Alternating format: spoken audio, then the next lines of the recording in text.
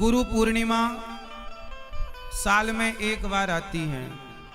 आषाढ़ महीने की पूर्णिमा को गुरु पूर्णिमा कहते हैं। कल से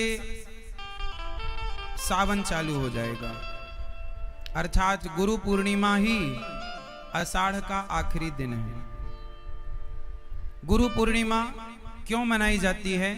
आज के दिन वेद व्यास जी का प्राकट्य हुआ था, जन्म हुआ था। वेद व्यास जी कौन? जिन्होंने पुराणों को हम तक पहुंचाया। इस धरती पर जितना भी ज्ञान है, चाहे वेदों का हो चाहे पुराणों का, वो ज्ञान यदि आज हम तक पहुंचा है तो केवल श्री वेद व्यास जी के कारण आज उन्हीं का प्राकट्योत्सव है। बोलिए व्यास नारायण भगवान की जय। गुरु तत्व क्यों जरूरी है?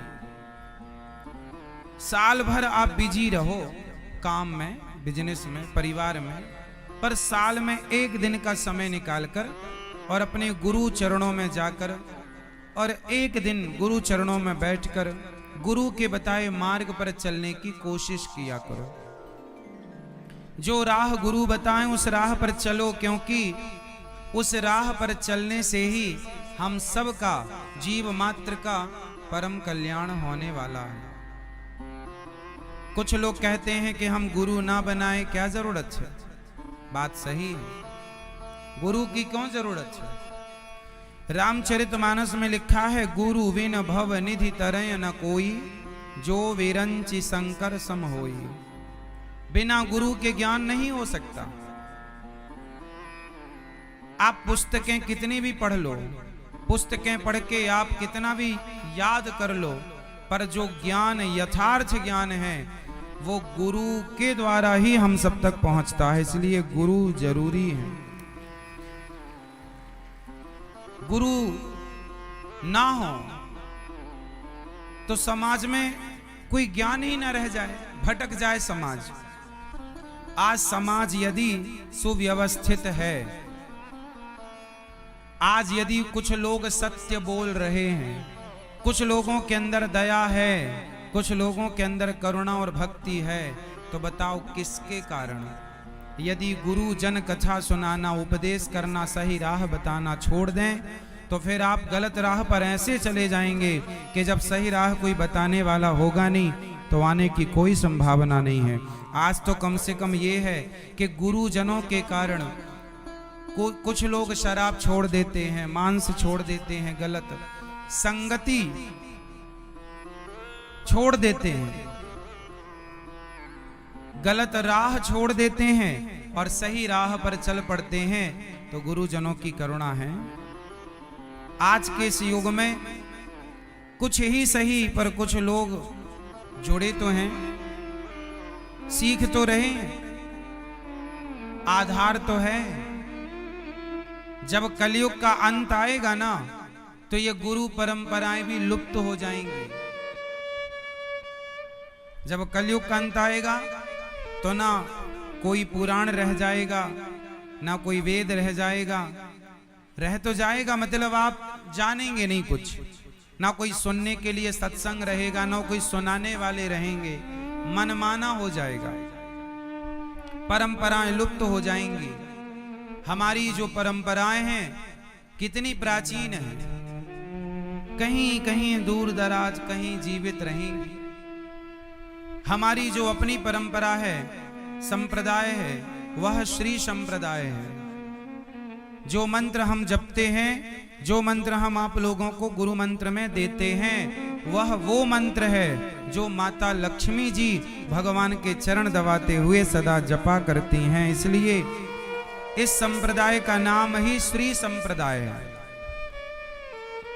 क्या नाम है? ये दास अनिरुद्ध किस संप्रदाय से है? तो श्री संप्रदाय। इस संप्रदाय से जो जुड़ता है उसके जीवन में कभी श्री मतलब लक्ष्मी की कमी नहीं होती, क्योंकि लक्ष्मी जी की संप्रदाय है ये बात बिल्कुल सत्य है कि श्री संप्रदाय में श्री रामानुजाचार्य संप्रदाय से जुड़ा हुआ व्यक्ति कभी धन धान्य के लिए मोहताज नहीं होता। माता लक्ष्मी जी की बड़ी कृपा होती है। हमारे आचार्य हैं श्री रामानुजाचार्य जी। हमारे आचार्य कौन हैं? श्री रामानुजाचार्य जी।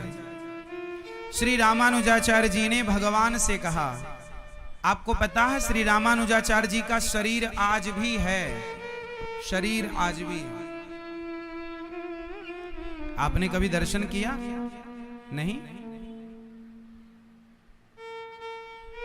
आप में से कितने लोगों ने रंगनाथ मंदिर के बारे में सुना है? रंगम, श्री रंगम रंगनाथ जी, देखा हो ना देखा हो, सुना होगा। एक दिन हमने बताया भी था आपको कथा में। नाथ में एक नाथ रंगनाथ भी है। मैया सोलो मेरी माँ, शुरू बैठते ही नींद आ गई मैया को। पूरी रात पंचायत करती हो, दिन में सो जाती है।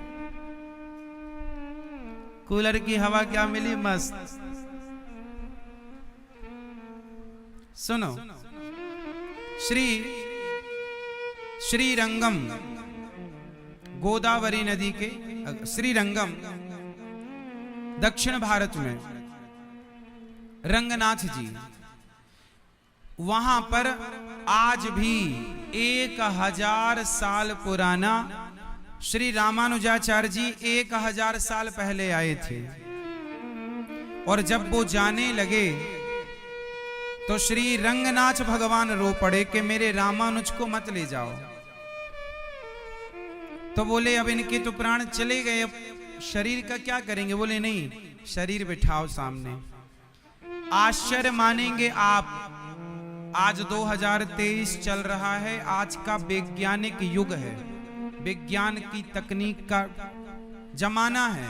आज के युग में बताइए, किसी का शरीर खुले में आप रख दो तो क्या 2-5 दिन से ज्यादा रहेगा? कीड़े पड़ जाएंगे, गल जाएगा, दुर्गंध से औरों की जान चली जाएगी। ये बात सही है कि गलत है?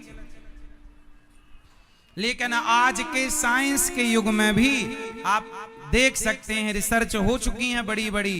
आज भी 1000 साल पहले जब श्री रामानुजाचार्य जी का शरीर छूटा तो उन्होंने, भगवान ने कहा इन्हें यहीं बिठाओ। आज भी रंगनाथ भगवान के मंदिर के ठीक सामने आज भी उनका जस का तस, ज्यों का त्यों वो शरीर आज भी वहां स्थित है। ऐसी मुद्रा में बैठे हैं, ऐसी मुद्रा में आज भी आप जाके आज भी देख सकते हैं। साल में एक बार चंदन का केवल लेप होता है और कुछ लगाया नहीं जाता कि बॉडी रखने के लिए कोई